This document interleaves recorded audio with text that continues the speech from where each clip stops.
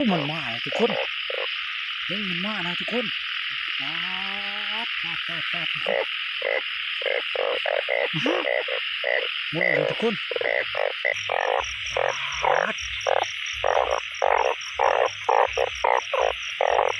มันมาพี่น้องทุกคนเนาะ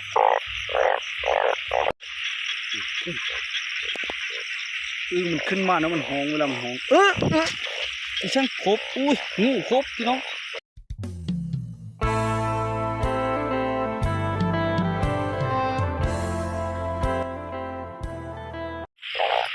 มาเลยทุกคนเนี่ยอันนี้ก็นำเสนอเรื่องเล่าเนาะวิถีชาวบ้านตะโกนแห้งลายกว่านี้พี่น้องเลยตะกี้เนาะหลังจากจับได้นะฮะก็มาใส่คลองหรือเชือกกระสอบไว้เนาะมันจะมอดไผ่ปลาไว้แต่มันจะดองมาแช่ๆนะอันนี้นะเผาเนี่ยทุกคนสบายเนาะตัวง่ายทุกคนเนาะมีชาวบ้านเนาะแต่ว่าเอาบ่หมดเนาะเบาคนในบ้านจะจ้องไว้10 คู่5 คู่หรือ10 คู่เนาะบ้านในหนองมันคมเนี่ยทุกคน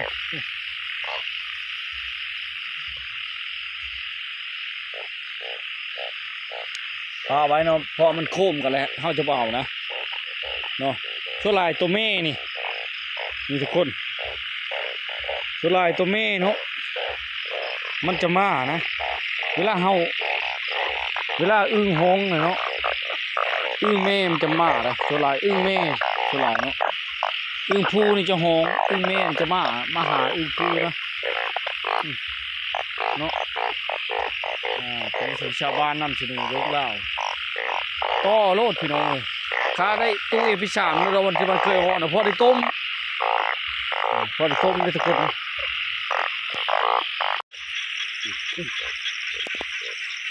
มันขึ้นมานะมันหองเวลามันหองอีช่างครบงูครบพี่น้องให้เย็บงูป่าเชียวทุกคนงูป่ากระขี่จับอึ่งจนนั้นมันมาทุกคนจนนั้นมันขึ้นมานะเพราะว่าเห่ากำลังเนาะมันจะดองมาหาโดนเห่าปะคลองมันนะทุกคนนะอยู่ในว่างน้ำพูกมาเนาะ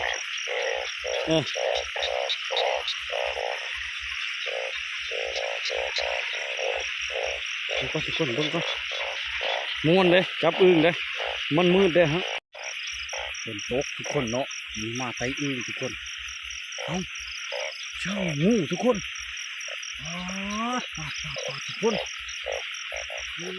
งู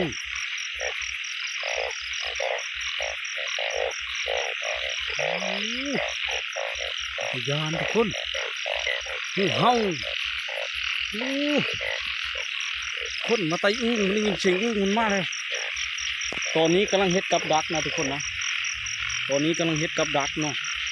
ทบอึ่งคนตกไม้ไปนี่เนาะเขาจะจับอึ่งมาหลายๆเลยครับปะไว้มอดไผ่ไปนะทุกคนนะตอนนี้พบก่อนพี่น้องทุกคนเนาะบล็อกไงนะทุกคนนะ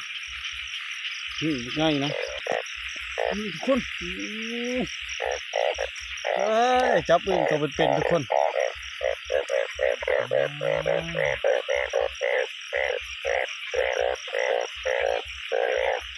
เผานะทุกคนนะตัวพวกง่ายนะ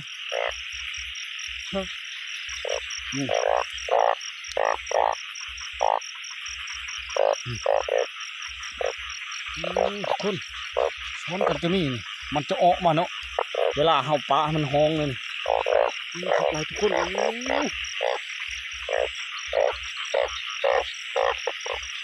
มันจะขึ้นมาแต่หนองคุณนะทุกคนนะผู้ขึ้นมาแต่หนองนะทุกคนเนาะง่าย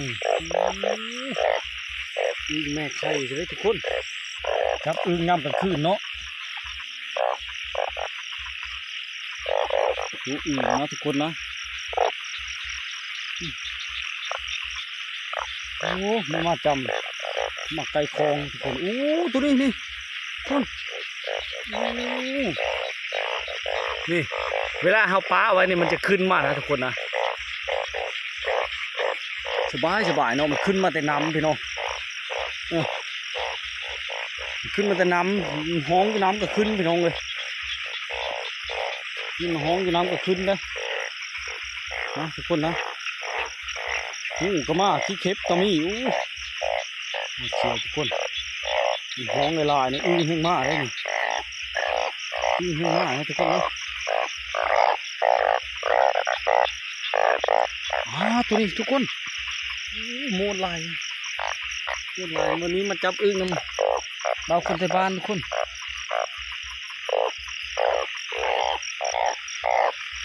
ตัวนี้ก็มอดไผ่กักไปมันมานี่ตัวนี้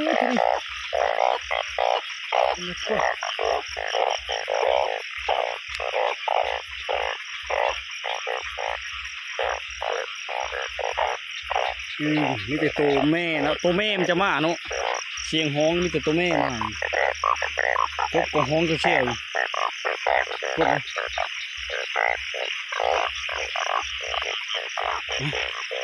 พบอีกทุกคนจะนั่งเห็นอีกเนาะพบอีกทุกคนเลยอยู่ในหนองพวกกับห้องมาแล้วทุกคนนี่มาแล้วทุกคนนี่มาเลยทุกคน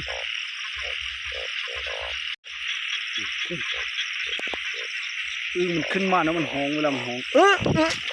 อีช่างครบงูครบพี่น้องให้เย็บงูป่าเชียวทุกคนงูป่ากระขี่จับอึ่งตัวนั้นมันมาทุกคนตัวนั้นมันขึ้นมานะเพราะว่าเฮากำลังเนาะมันจะดองมาหาโดนเฮาปะคลองมันทุกคนนะอยู่ในว่างน้ำพุ่งกระมาเนาะ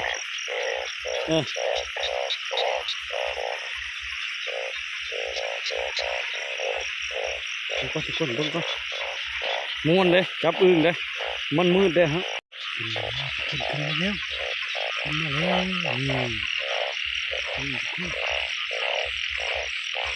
จับอึ่งกลางคืนตายพี่น้องตัวแม่เนี่ยมันมาตัวแม่มันมาเลยทุกคนมันจะขึ้นมาแล้วเนาะตัวแม่เนาะแม่แต่อยู่ในว่างน้ำในพวกมันมาเลยทุกคนถ้ามันได้ยินเสียงห้องตัวนี้ทุ่งบกเนาะ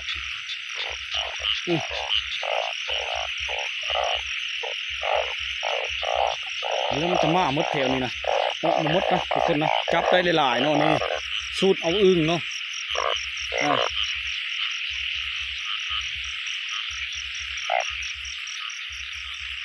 ตักไว้พี่น้องประมาณ10 นาทีเบิ่งอีกเนาะมันจะมาพี่น้องเห็นแล้วทุกคนเห็นแล้วมีแต่ตัวแม่ผมง่ายนะทุกคนนะมันขึ้นมาเนาะทุกคนเนาะเนาะ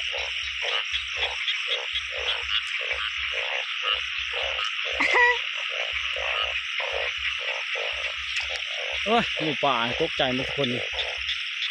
ง่ายทุกคนนะแถวว่างน้ำนี่ไปแล้วมันจะมาเนาะดูฝุ่นก็ย่างมีอยู่นะปลามันห้องก่อนนะรอมันห้องก่อนเห็นแล้วทุกคนช้อนโชงเลยทุกคน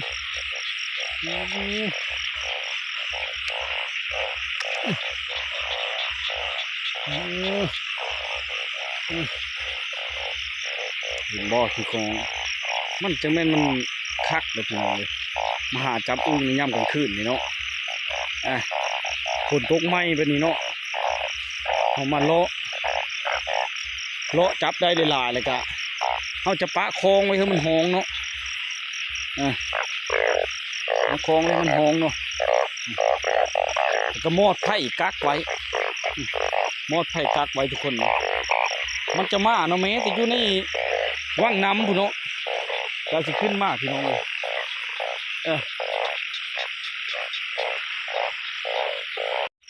มาอีกแล้วพี่น้องมาอีกแล้วนี่มาอีกแล้วตัวใหญ่เติบโตเผาได้เผาเนาะ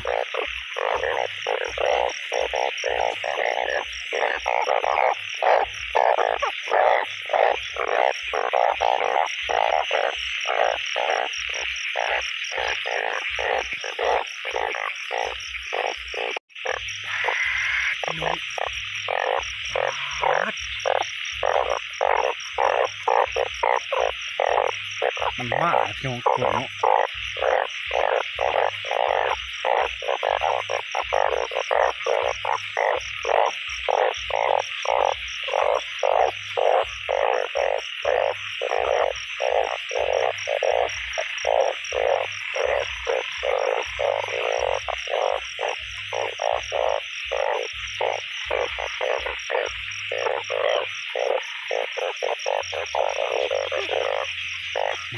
มาพี่น้อง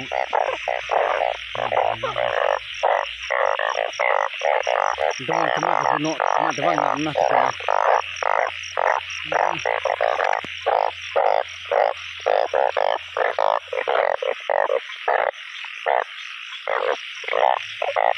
ขึ้นเขาทั้งนั้นพี่น้องเลย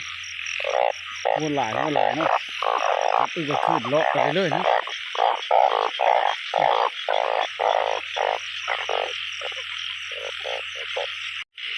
ตัวนี้มันโค้งกันพี่น้องแต่บ่ได้เอาตัวนี้เนาะปลาเลยมันไม่เพลุปีหน้าอีกนะทุกคนนะเนาะโค้งกันนี่ทุกคนโค้งกันนี่งานลิบตรงไหนบ่เอาพี่น้องปลาไปเนาะปลาไปประมาณ5 คู่เลย5 คู่หรือ10 คู่นะแล้วมันแพร่พันธุ์ปีนะที่มันเคยมีเนาะมันจะอ้อแต่ละปีถ้าฝนตกไม่แบบนี้เนาะปีนี้ฝนตกลาเนี่ยทุกคนอึ้งเผาเนาะสุดท้ายอึ้งเผาเลยบ้านคนที่บ้านอึ้งเผาเนาะทุกคนเนาะก็ได้กินเนาะได้ลาเลยทุกคนเนี่ยห้องลาบอยู่เดี๋ยว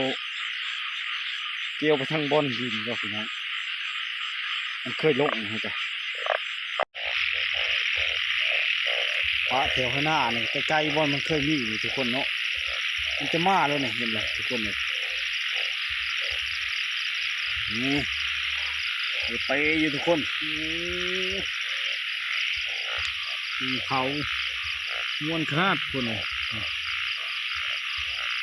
2 ตัวเลยเนี่ยคน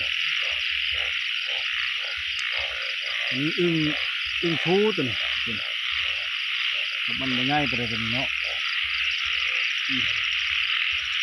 เสียงเทียบน้อยห้องที่เชี่ยวอยู่เนาะนี่เราเป็นการเงื่อนอึ้งของวิถีชาวบ้านนะทุกคนนะเงื่อนตั้งคลองไว้เนาะหลังจากเขาเก็บได้หลายเลยแต่ตั้งคลองป้าเอาไว้แล้วมันจะมาเนาะจะมาเลยทุกคนเลยจะมาเองเนาะ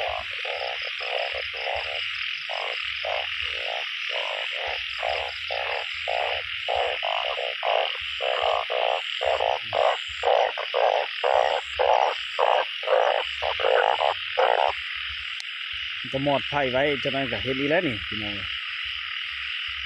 บักไงทุกคนอึ้งเผาเลยบ้านบ่าวผู้ไทยเนี่ยอึ้งเผาหลายเลยเดี๋ยวมอดไผ่กันทุกคนประมาณจาก20 นาทีถึงเปิดอีกเนาะ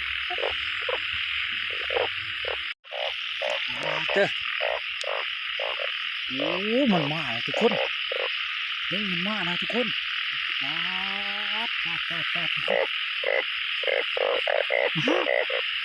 ้าวทุกคนครับอึ้งทุกคนเต็มคลองเลยมดเทียน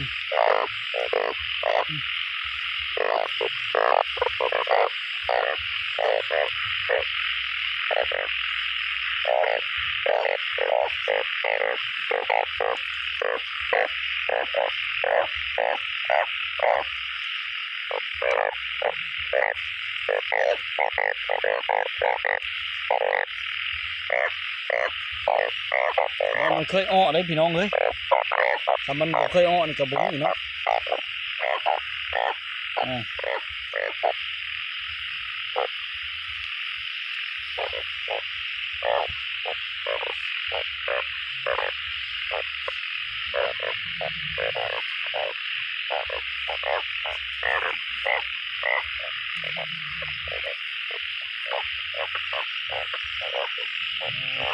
บอลสีบอลสาวม้วนได้ทุกคนเลยไปเก็บมาจนสิเต็มคลองเลยทุกคน อืมเป็นคลองเลยนี่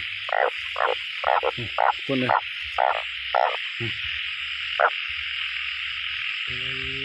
เด้อ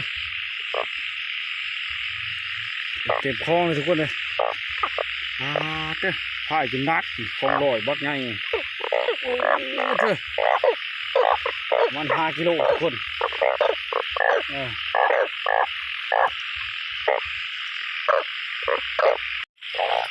ไม่เลยทุกคนนี่อันนี้ก็นำเสนอเรื่องเล่าเนาะวิถีชาวบ้านแต่ก้อนแห้งลายกว่านี้พี่น้องเลยตะกี้เนาะหลังจากจับได้นะฮะก็มาใส่คลองหรือเชือกกระสอบไว้เนาะมันจะ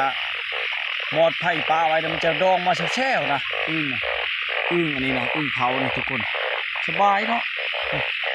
ตัวมันง่ายทุกคนเนาะชาวบ้านเนาะแต่ว่าเอาบ่หมดเนาะเบาคนในบ้านจะจ้องไว้10 คู่5 คู่หรือ10 คู่เนาะบ้านในหนองมันคมเลยโอ้ทุกคน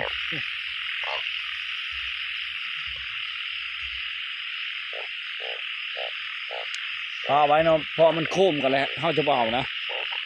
เนาะส่วนลายตัวแม่นี่ทุกคนส่วนลายตัวแม่เนาะมันจะมานะเวลาอึ้งห้องเนาะอึ้งแม่มันจะมานะส่วนลายอึ้งแม่ส่วนลายเนาะอึ้งผู้นี่จะห้องอึ้งแม่มันจะมาหาอึ้งผู้นะเนาะเป็นสิ่งชาวบ้านนำเสนอเรื่องเล่าก็โลดพี่น้องเลย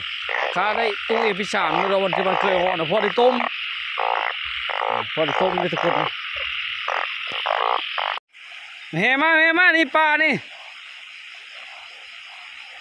บ่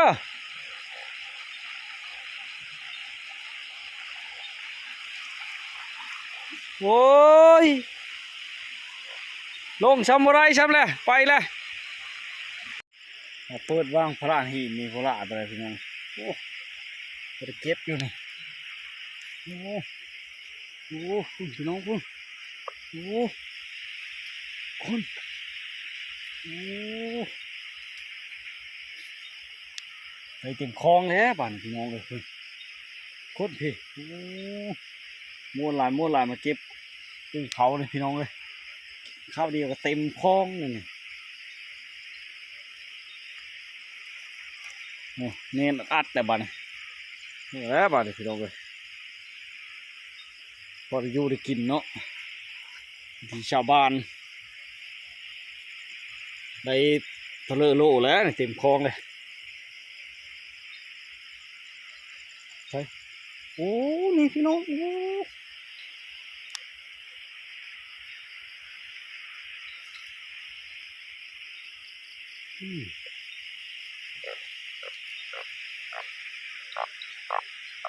ในที่ชุดก็ได้พอต้มพี่น้องเลย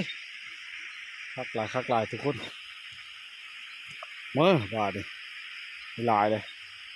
อึ้งลายเลยปลากระวังเดินมันขึ้นพี่น้องเลยมันมีแนวเอามาเนาะหาพี่น้องไปช้ำเกิดหน้าเชิงกันนะพี่น้องโค้งกันเนาะอึ้งกับโค้งขึ้นหน้ากับโค้งแล้วยังกบอีกพี่น้อง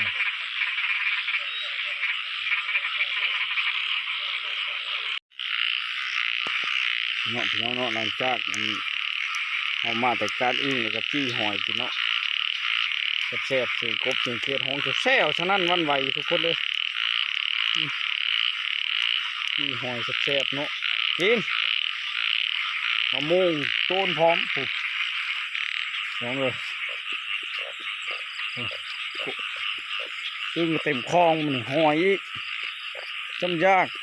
ลัดป่าอีกได้ทุกคนเลยใช้ป่าจังนะนี่ทุกคนลัดป่านี่ทุกคนนี่ได้ปลาดุกอีกได้มันบ่ได้3 ตัวเฮานะตอนลงมาเลยเอาเมียงอันนี้อึ้งย่างโอ้อึ้งย่างเจ้าได้อึ้งย่างเอาได้อึ้งเผาโอ้อึ้งเผาก็ได้ทุกคนป่าเนาะ แล้วกบอยู่ในกุสามตัว ไอ้ดุกมันบืนคือเนาะอยู่แต่ในป่ามันได้มือบริบังดิกินจี้หอยทุกคนมันจะไปการอึ่งมาเนาะลัดป่าเนี่ยมันลานไปลัดป่าเขาไปจับอึ่งเนาะตกไม้ไปพบเกศห้องแค่ๆใช่ไหมมันบ่อยเกศกระตันเนาะอึ่งเพราะ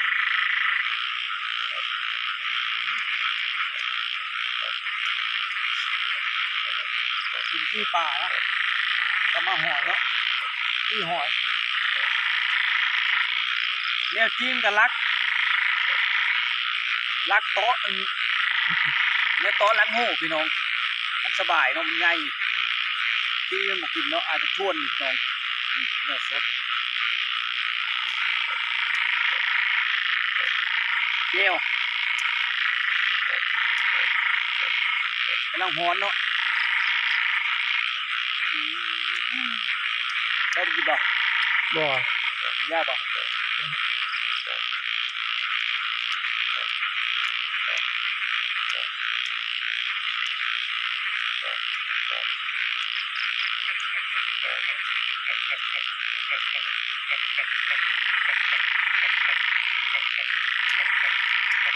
บรรยากาศวันนี้มองเงียบสงบพี่น้องมันก็เกี่ยวกบเกี่ยวเที่ยวน้ำมันไหลบรรยากาศบ่เงียบสงบเลยเนี่ย